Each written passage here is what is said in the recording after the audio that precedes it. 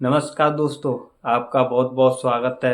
आज बात करेंगे भीम आर्मी चीफ चंद्रशेखर आज़ाद की और आज बात करेंगे बसपा के राष्ट्रीय कोऑर्डिनेटर आकाश आनंद की, जो कि सुर्खियों में बने हुए हैं और अब की बार यूपी के अंदर या पूरे भारत के अंदर और दूसरे राज्यों के अंदर, जैसे कि भीम आर्मी चीफ चंद्रशेखर आज़ाद का वजूद दलितों के अंदर जो उभरते हुए नेता दिख रहे थे या दलितों के अंदर उन्होंने अपने वोटरों की पकड़ बनाई हुई थी।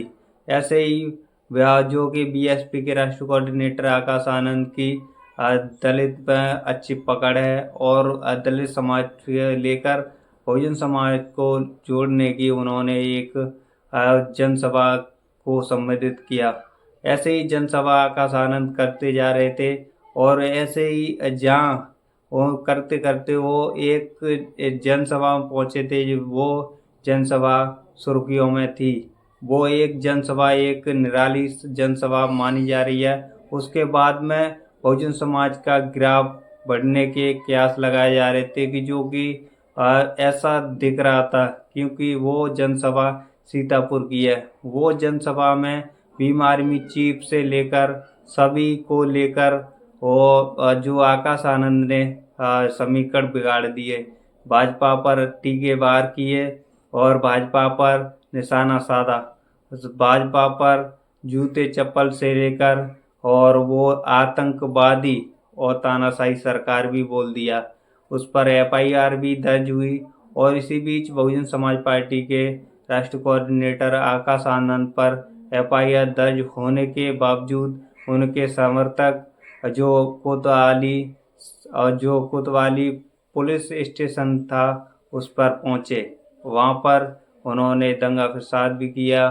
थोड़ी समझा बुझाकर बात वहां तक रह गई, लेकिन उसके बाद में भीम आर्मी चीफ चंद्रशेखर आज़ाद की बात करें तो दलितों के अंदर नए चेहरे और उभरते हुए चेहरे दिख रहे हैं, क्योंकि Bhim army chief Chandrashekhar Azad Nagina Bijnor Nagina Lok Sabha seat से अपना जो नामांकन था उन्होंने दर्ज किया और वो वहाँ से चुनाव लड़े और भीम आर्मी चीफ चंद्रशेखर आज़ाद की वहाँ पर चर्चा जोरों शोरों से है और भी बरकरार है।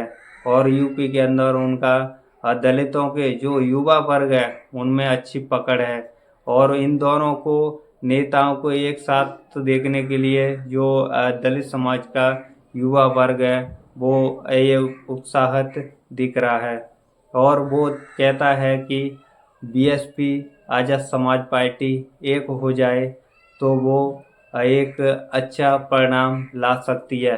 लेकिन ऐसा होने के लिए कुछ नए नए समीकरण बन सकते हैं या नए समीकरण नहीं बन सकते या वोटरों को लुभाने के लिए ऐसा किया जाता है।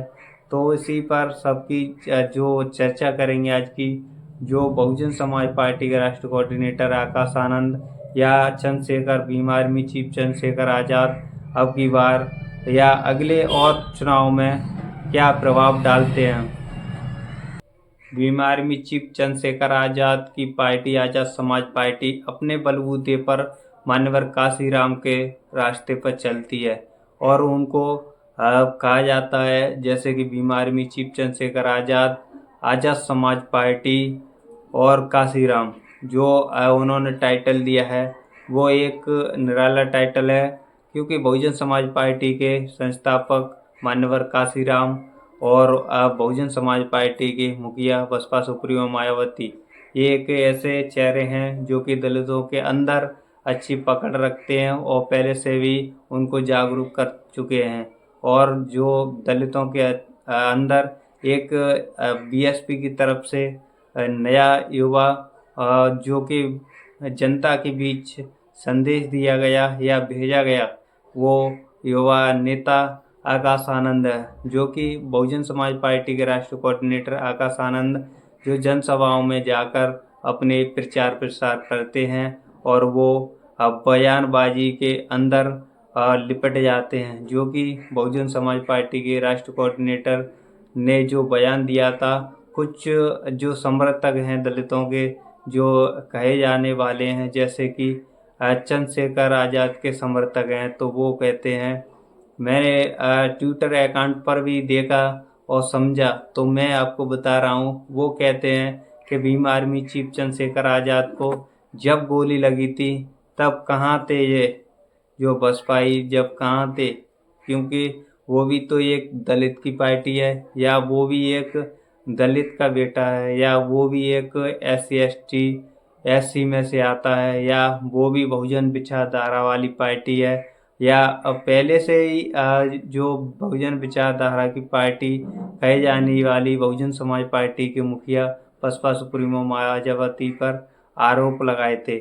लेकिन ऐसा कुछ देखने में दिख रहा था। लेकिन अब की बार जो बहुजन समाज पार्टी के राष्ट्रीय कोऑर्डिनेटर आकाश आनंद ने जो बयान दिया था, उस पर ही प्रतिक्रिया देते हुए चंद्रशेखर ने भी एक कहा, उन्होंने भी ट्वीट किया।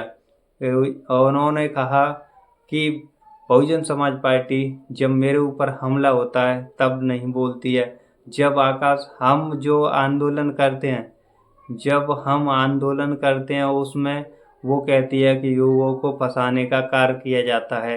या बहुजन समाज पार्टी के राष्ट्रीय कोऑर्डिनेटर कहते हैं कि जो कि हम युवाओं को फंसाने की जो हमारे साथ आंदोलन करते हैं, हम सड़क पर जो जनता की आवाज़ उठाते हैं, जो नए युवाओं की आवाज़ उठाते हैं, जो अत्याचार की आवाज़ उठाते हैं, वो गलत है।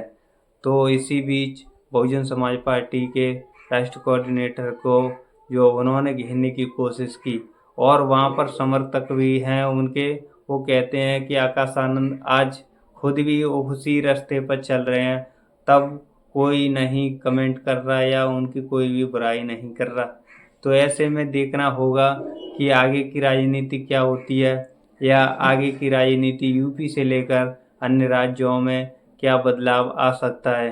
क्योंकि यूपी से लेकर यूपी में अच्छा प्रभाव है दलितों का, क्योंकि बसपा सुप्रीमो मायावती या BSP 4 बार यहाँ सत्ता में आ चुकी है। और ऐसा दिखता है कि अब की बार ऐसा होता है तो यूपी की राजनीति बदल सकती है। और यूपी के अंदर दो कहे जाने वाले दलित नेता उभर चुके हैं। पहले तो एक ही दलित नेता था, बसपा सुप्रीमो मायावती, और वहाँ माना जा रहा था कि BSP पूरे भारत के अंदर एक्टिव या राजनीति करेगी। लेकिन ऐसा अब की बार अब वो जो अलग अंदाज दिख रहा है, क्योंकि दो पार्टियां हो चुकी हैं यहाँ पर, आज़ाद समाज पार्टी और बहुजन समाज पार्टी। दो पार्टियां दलितों की हैं, और ये दोनों पार्टियां और नए नए नेता के ऊपर चलती दिख रही हैं।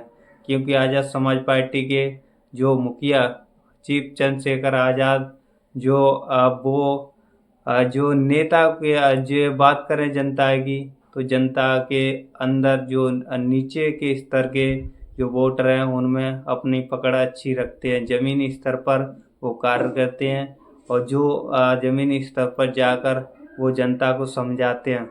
और इसी बीच बहुजन समाज पार्टी के राष्ट्रीय कोऑर्डिनेटर आकाश आनंद और जो बहुजन समाज पार्टी की मुखिया बसपा सुप्रीमो मायावती ने जो आकाश आनंद को अपना उत्तराधिकारी घोषित करने के बाद में तो आमने सामने का टक्कर दिखाई दे रही थी। और बहुजन समाज पार्टी के राष्ट्रीय कोऑर्डिनेटर आकाश आनंद ऐसा एक्टिव होते दिखते हैं, या अभी जो चर्चा में चल रहे हैं उनकी अच्छी पकड़ चर्चा के अंदर है। क्योंकि BSP के अंदर बहुत बदलाव हुआ है।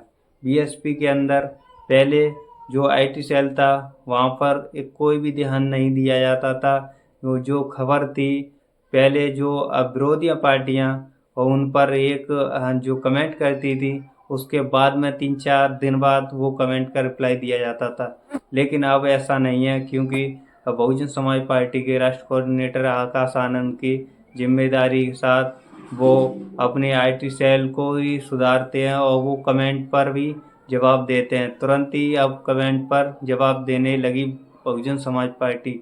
और ऐसा दिख रहा है कि बहुजन समाज पार्टी की एक अब की बार छवि बनती दिख रही है। क्योंकि दलितों के अंदर जो एक्टिविटी दिख रही थी पहले थे, ओल्ड कहा जाने वाला BSP का रवैया अब की बार जो एक्टिव दिख रहा है, क्योंकि वह उसमें बहुजन समाज पार्टी के राष्ट्रीय कोऑर्डिनेटर आकाश आनंद की भूमिका है, जो अब की बार जो जनसभा कर रहे हैं उसमें दिखाई पड़ता है।